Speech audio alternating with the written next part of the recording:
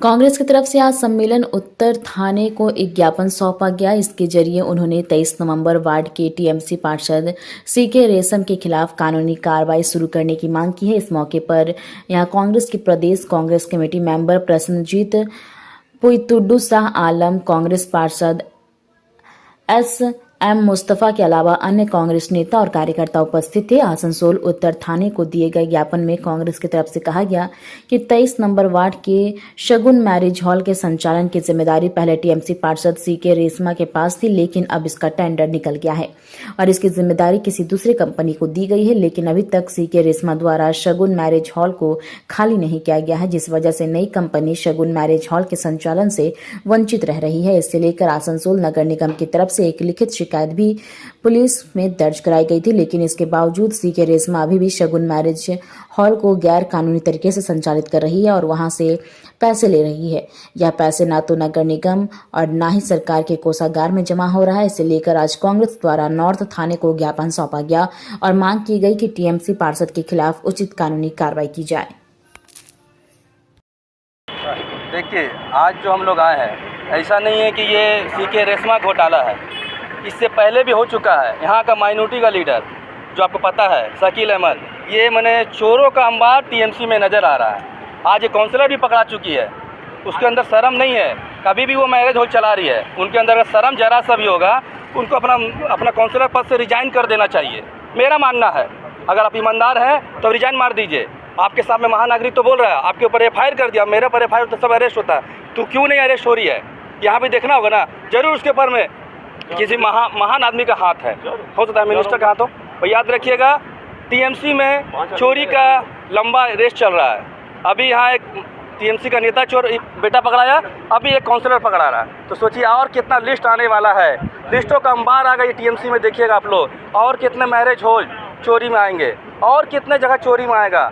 TMC चोरी का master है, मेरा यही कहना है, और उसको जल्द से जल्द अरेस्ट करना होगा सीके रेशमा को, यही हम लोग का डिमांड है।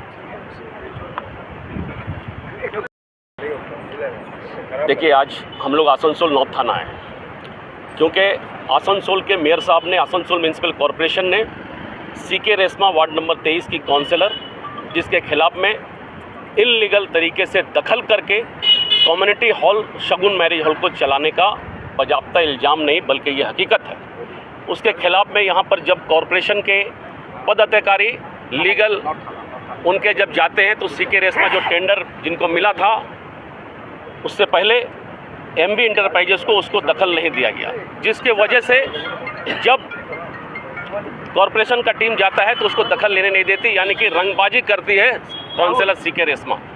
तो आसनसोल के मेयर ने नॉर्थ थाना में शिकायत की। आज हम लोग नॉर्थ थाना में जानने के लिए आए हैं कि जो आसनसोल के मेयर ने जो एफआईआर किया था उसका तदंत या उसका क्या हुआ, उसका एफआईआर में जिस तरीके से इनलीगल तरीके से दखल है, आपने उसको अरेस्ट क्यों नहीं किया? पैसा लूटा जा रहा है।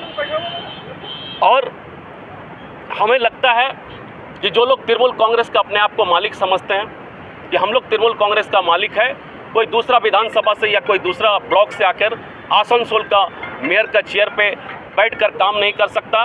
लगता ऐसा है कि आसनसोल का नॉर्थ थाना उसके इशारे पे चल रही है, क्योंकि एक आम आदमी के ऊपर में अगर कोई शिकायत होता है तो आप देखिएगा कि उसको घसीट कर लाया जाता है, लेकिन आसनसोल के मेयर ने जब एफआईआर किया तो पुलिस खामोश क्यों बैठी है?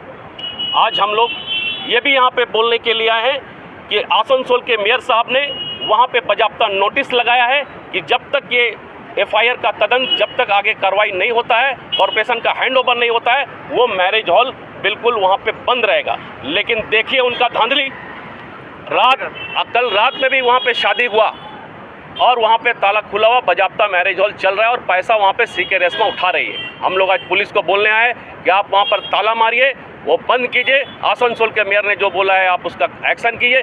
यदि ऐसा नहीं होता है तो आसनसोल कांग्रेस पार्टी तमाम आसनसोल में माइक करके ऐलान कराएगी कि आपका टैक्स का पैसा से जो आसनसोल नगर निगम में जो ये कम्युनिटी सेंटर बनाया है उस पर इल्लीगल तरीके से लूट हो रहा है, काउंसलरों का धांधली हो रहा है।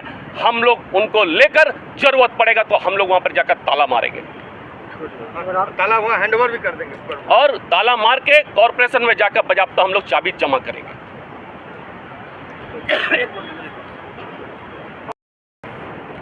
सबसे बड़ा भूमिका अब रह गया पुलिस डिपार्टमेंट के ऊपर में। एफआईआर होने के बाद आम आदमी का साथ जो होता है तरीका सब आप लोग देखते हैं, जानते ही होंगे।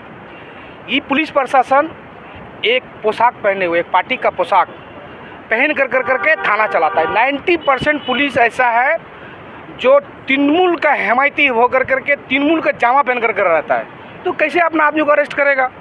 चोर एक चोर को अरेस्ट करता है, चोर कभी एक चोर को करता है, चोर चोर मुशर्रफ भाई होता है। तो तृणमूल कांग्रेस का ड्रेस अगर ये नहीं उतारेगा, कि संविधान का शपथ लेता है मगर काम करता है पार्टी का होकर के, आम आदमी का पैसा से, टैक्स का पैसा से उसको पेमेंट दिया जाता है मगर आम आदमी का काम नहीं करता है। ये क्या करता है? एक दल होकर करता है। अभी इलेक्शन आ रहा है, आप देखिएगा जितना बूथ लूटने का काम है, बूथ में चमकाने का काम है, ये सब पुलिस वाले लोग करेंगे। ये पुलिस वाला एक विंग है, तृणमूल कांग्रेस का एक बड़ा विंग है जो पुलिस प्रशासन है, खास करके बंगाल का पुलिस।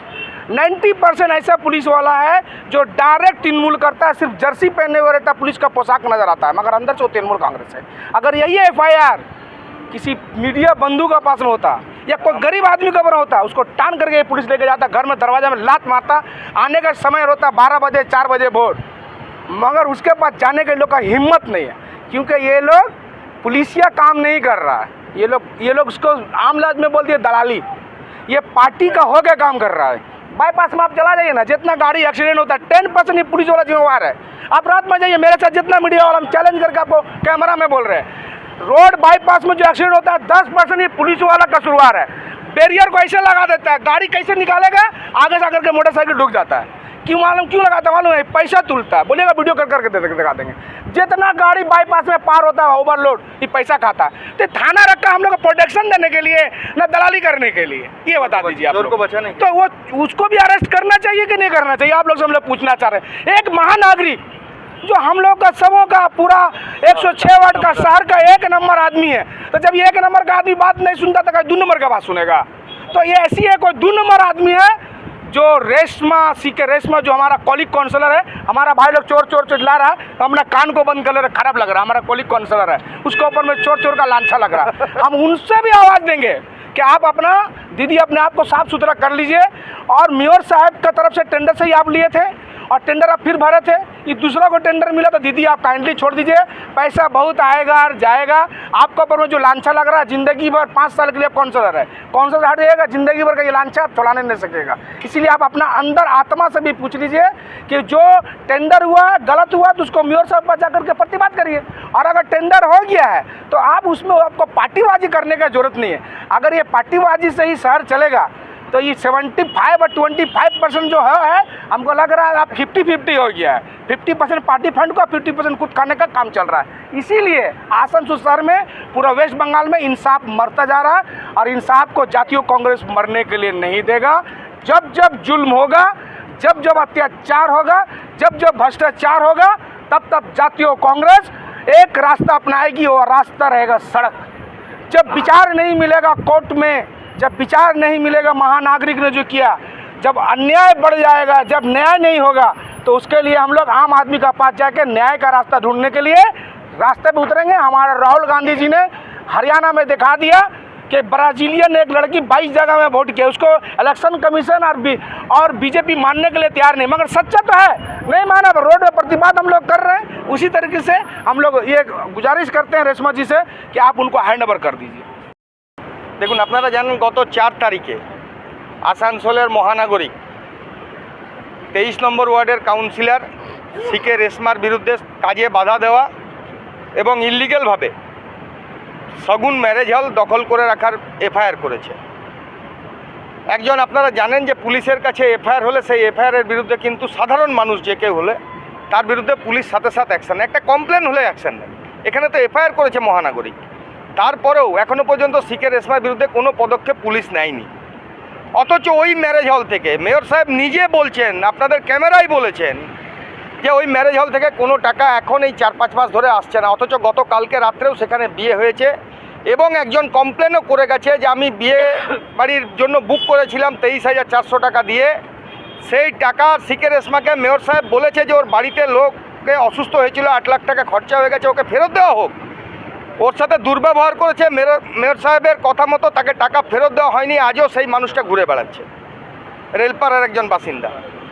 এইভাবে পাবলিকের টাকা লুট করছে দিনের পর দিন আর গরিবের কথা শোনাচ্ছে। চোর কোথাকারে, এই চোরেদেরকে বিরুদ্ধে কেন পুলিশ ব্যবস্থা নিচ্ছে না? আমরা আজকে পুলিশকে বলতে এসেছি আপনি এফআইআরের এগেনস্টে কী ব্যবস্থা নিয়েছেন আসানসোলের মানুষকে জানান, কারণ মানুষের জানার অধিকার আছে। একজন মহানাগরিক এফআইআর করেছে, তার কথা জবাব মানে তার এফআইআরের কী পদক্ষেপ হলো। দ্বিতীয়, আমরা বলতে চাই কাল রাত্রি পর্যন্ত যেভাবে ইলিগালি টাকা তুলে সিকে রেশমা পকেটে ভরছে, সেই ম্যারেজ হলকে অবিলম্বে তালা দিক এবং সেই চাবি কর্পোরেশনের হাতে হ্যান্ডওভার করুক। যদি না করে আমরা আসানসোলের জনগণকে আহ্বান করছি আপনাদের মাধ্যম দিয়ে, আমরা আগামী দিনেও আহ্বান করব, 7 দিন সময় দিলাম। যদি না করে আমরা আসানসোলের জনগণকে নিয়ে গিয়ে ওই ম্যারেজ হলে তালা দেবো এবং কর্পোরেশনের লোককে ডেকে এনে আপনাদের সামনে চাবি হ্যান্ডওভার করব। চুরি বন্ধ করতে হবে, কারণ পৈতৃক সম্পত্তি ওটা নয়, ওটা জনগণের ট্যাক্সের টাকায়, জনগণের টাকায় মেনটেনেন্স হওয়া, জনগণের জন্য ওটা। আর সেখানে পাবলিকের কাছ থেকে এই তো বেরিয়ে গেছে 23,400 টাকা বুকিং মানি নিয়েছিল, মানে নিশ্চয়ই 5,000 10,000-এ দেয়নি, তারপরে নিশ্চয়ই 30, 35, 40,000 টাকা করে বুকিং হচ্ছে, যেটা আমরা বলছি সেটা সত্যি। এরা লুট করছে, এই লুট বন্ধ করতে হবে এবং ওটাকে তালা মেরে এখন কর্পোরেশনের হাতে হ্যান্ডওভার করতে হবে, কারণ মালিক কর্পোরেশন। না, আপনারা বলছেন যে একজন কাউন্সিলর পুরসভার প্রপার্টি আটকে বসে আছে, পুরসভাও কিছু করতে পারলো না। গত 7 দিনে পুলিশের কাছে এফআইআর হচ্ছে, পুলিশও বলছেন পুরো যখন পুলিশ তো করবে না, তাহলে কাজ কি বল? পুলিশ করবে না তো, এই জন্যই তো আমরা পুলিশের চোখ খোলাবার জন্যই তো এটা দিতে এসেছি। মহাশক্তির কোনো একদম মহাশক্তি। আসানসোলের পুলিশ তো মহাশক্তির দ্বারাই চলে, এটা জানেন না আপনি?